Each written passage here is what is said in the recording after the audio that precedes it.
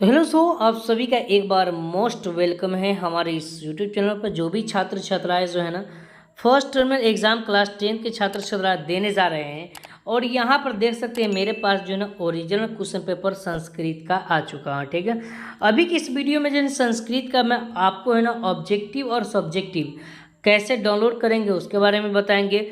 उसके साथ साथ इनका क्या उत्तर होगा, इनका सही जवाब क्या होगा वो भी बताएंगे। ठीक है, तो अभी की इस वीडियो में जो है हम लोग जो है ना चर्चा करने वाले हैं संस्कृत के क्लास 10 के छात्र छात्राओं के लिए जो फर्स्ट टर्मिनल एग्जाम देने जा रहे हैं। ठीक है, तो यहाँ पर कुछ इंस्ट्रक्शन भी दिया हुआ है, निर्देश जिसको हम बोल सकते हैं। 1 से लेकर 60 प्रश्न दिया हुआ है, जिनमें से आपको 50 प्रश्नों का ही जवाब देना अनिवार्य है। ठीक है, तो काफ़ी शानदार क्वेश्चन सेट किया गया और पहला ही चैप्टर से लिया गया है। मंगलम पाठ कहाँ से लिया गया है? ठीक है, तो काफ़ी शानदार यानी कि क्वेश्चन किया है। तो यहाँ पर जो सही आंसर जो ना उपनिषद हो जाएगा, यानी कि उपनिषद से लिया गया है। ऑप्शन नंबर क्या होगा? तो सी होगा सही जवाब। ठीक है, अब आगे प्रश्न आपके पास है, यहाँ पर कहता है कि उपनिषद किसका अंतिम भाग है। ठीक है, तो यहाँ पर 4 ऑप्शन दिया हुआ। ठीक है, यहाँ पर देख लीजिए 4 ऑप्शन दिया हुआ। ठीक है, तो इनका जो सही हम जवाब की बात किया जाए तो यहाँ पर सही जवाब ऑप्शन नंबर ए होगा। सही जवाब क्या होगा? ऑप्शन नंबर ए हो जाएगा। ठीक है, ठीक है, वैदिक वाड्मय हो जाएगा। ठीक है, आगे बढ़ते हैं। अगला प्रश्न आपके पास है क्वेश्चन नंबर 3 की तरफ बढ़ते हैं, और 3 में है दर्शन शास्त्र के सिद्धांतों को कौन सा प्रकट करता है? कौन प्रकट करता है? ठीक है, तो इसका सही आंसर जो है 3 का सही क्या होगा? तो देखिए उपनिषद करता है। कौन करता है? Upanishad. Option number B the right answer. Okay, चलिए आगे बढ़ते हैं। अगला प्रश्न आपके पास यहाँ पर प्रश्न क्या कहता है, देखिए समझिए। कहता है मंगलम पाठ में किस प्रकार के मंत्र है? तो देखिए इसका सही जवाब है ना 4 का, वो है ना ऑप्शन नंबर इनके पदात्मक होगा। ठीक है, पदात्मक हो जाएगा। ठीक है, क्या हो जाएगा? पदात्मक जो है ऑप्शन नंबर ए होगा सही आंसर। ठीक है, याद रखना। ठीक है, चलिए आगे बढ़ते हैं। थोड़ा सा नहीं मैं यहाँ पर पेन ले लेता हूँ। चलिए ये से दिख रहा है ना? चलिए यहाँ देखें, ये तो थोड़ा सा नहीं दिख रहा है, थोड़ी यही ले लेते हैं। क्या ये चलेगा? नहीं ठीक। चलिए आगे बढ़ते हैं। अगला प्रश्न आपके पास यहाँ पर देखिए क्वेश्चन नंबर 5 के बढ़ते हैं, और 5 में दिया सत्य में जयते कहाँ से लिया गया है? ठीक है, तो इसका राइट जवाब है वो ऑप्शन नंबर यानी कि वो हो जाएगा ए। ऑप्शन नंबर क्या होगा बाबू? ए। क्या होगा? ए हो जाएगा। मुंडको पनिषद से लिया गया। ठीक है, मुंडको पनिषद से लिया गया। ठीक है, तो इसका सही आंसर होगा। अगला प्रश्न है मंगलम पाठ में कितने मंत्र है? तो याद रखना 6 का सही ऑप्शन यानी कि 4 हो जाए, यानी कि 4 मंत्र है। ठीक है, ऑप्शन नंबर ए होगा सही आंसर। ठीक है, साधक किसको पार करते हैं? ठीक है, तो साधक जो है किसको पार करते हैं ये आपसे पूछ रहा है। ठीक है, तो इसका 7 का सही आंसर ऑप्शन होने कि मृत्युओं को। ठीक है, किसको? मृत्यु को। ठीक है, अगला प्रश्न है सबसे बड़ा खजाना क्या है? ठीक है, तो 8 का सही हम लोग कहेंगे तो यहाँ पर सत्य है। क्या है? सत्य है। मतलब सत्य से बढ़कर कोई खजाना नहीं है। ठीक है, जीवन में इंसान को हमेशा सत्य और सच्चाई के राह पर चलना चाहिए। ठीक है, आगे बढ़ते हैं।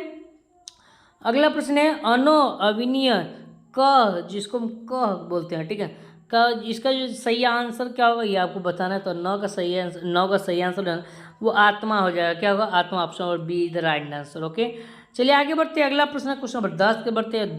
10 में यहाँ देखिए कहता है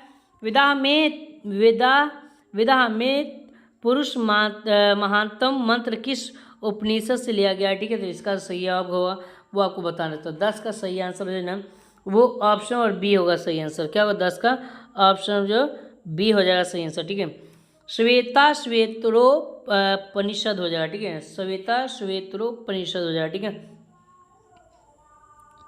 चलिए आगे बढ़ते हैं। मध्यकाल में पटना कितने वर्षों तक जीर्ण शीर्ण कर रहा? ठीक है, तो यहाँ पर देखिए याद रखना इसका जो सही आंसर है ना वो क्या होगा? तो 11 का राइट जवाब ऑप्शन यानी कि 1000 वर्ष हो जाएगा। ठीक है, आगे बढ़ते हैं। पाटलिपुत्रा के नाम से कब प्रसिद्ध हुआ? ठीक है, तो पाटलिपुत्रा के जो नाम से ना ये कब प्रसिद्ध हुआ? तो इसका जो सही आंसर 12 का सही आंसर जो ना वो ऑप्शन यानी कि मध्यकाल में हो जाएगा। क्या होगा? मध्यकाल। ऑप्शन नंबर जो ना सी होगा सही आंसर। ठीक है, अगला प्रश्न है काव्य मीमांसा के लेखक कौन है? ठीक है, तो 13 का राइट जवाब है ऑप्शन नंबर क्या होगा? तो सी राजशेखर हो जाएगा। ठीक है, अगला प्रश्न है मेगास्थनीज पटना के किसके समय में आया था? ठीक है, तो 14 का सही आंसर ऑप्शन नंबर यानी कि चंद्रगुप्त मौर्य के समय आया था।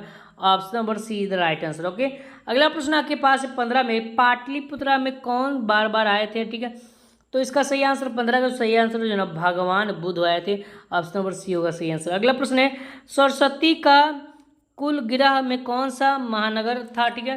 तो इसका सही आंसर 16 का सही आंसर ऑप्शन नंबर जो है सी होगा पाटलिपुत्र हो जाएगा, ठीक है।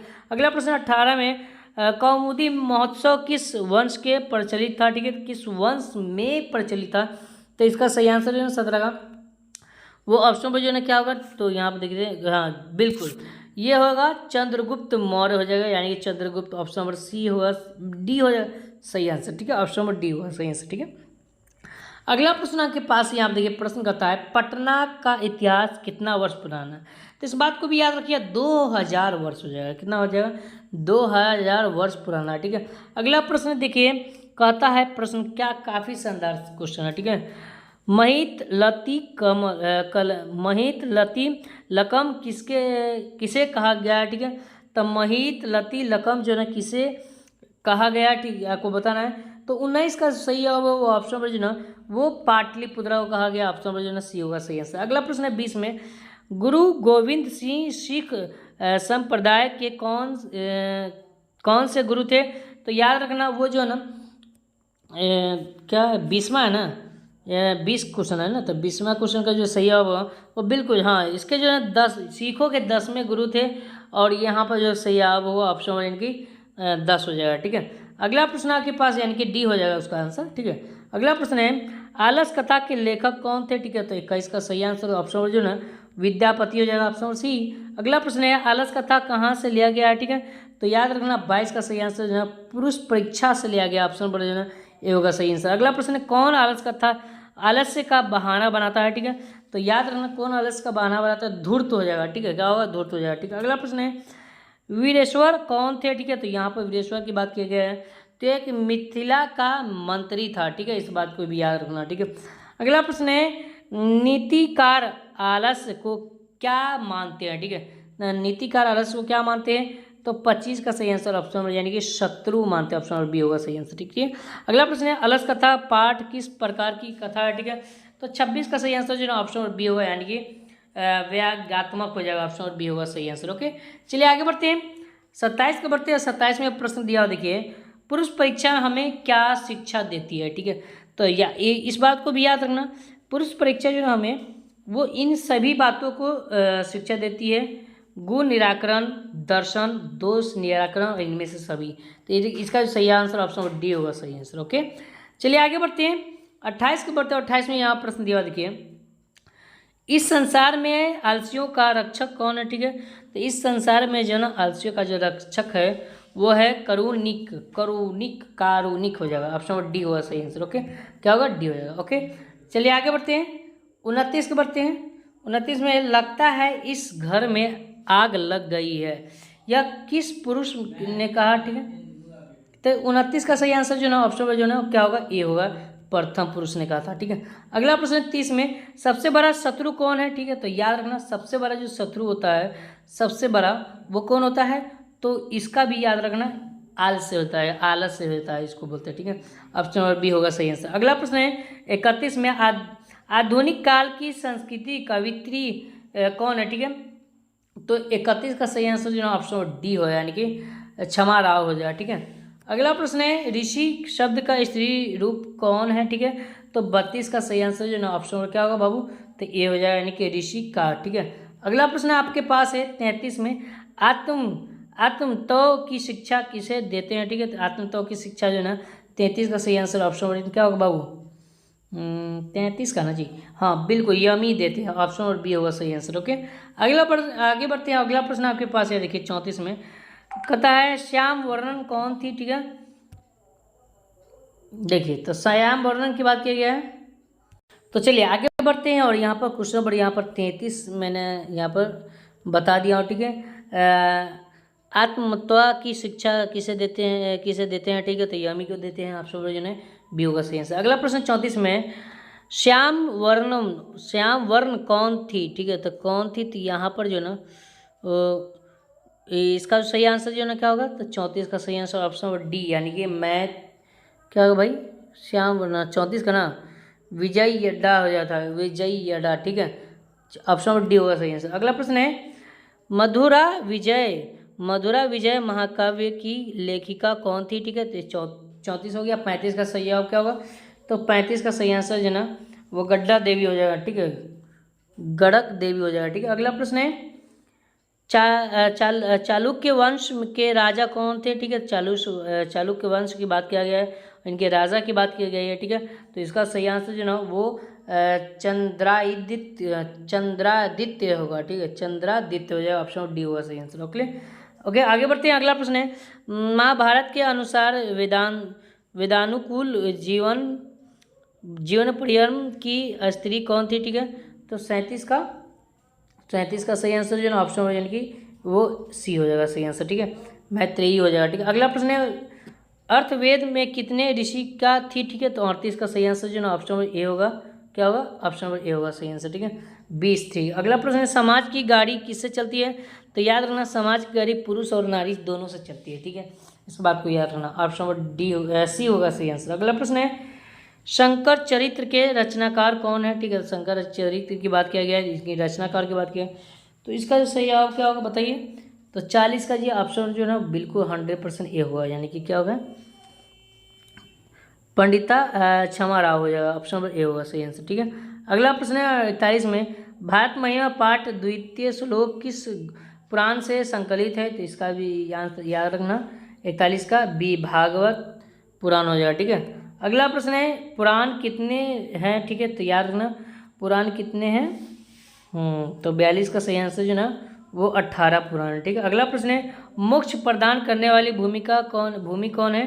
तो 43 का सही आंसर ऑप्शन भारत हो जाएगा। क्या होगा? भारत हो जाएगा। ठीक है, आगे बढ़ते 44 में यहाँ प्रश्न दिया, देखिए कहता है गीत गोविंदरम के रचयिता कौन है? ठीक है, तो 44 का सही आंसर ऑप्शन नंबर सी हो जाएगा सही आंसर, जय देव हो जाएगा। अगला प्रश्न है जननायक कौन है?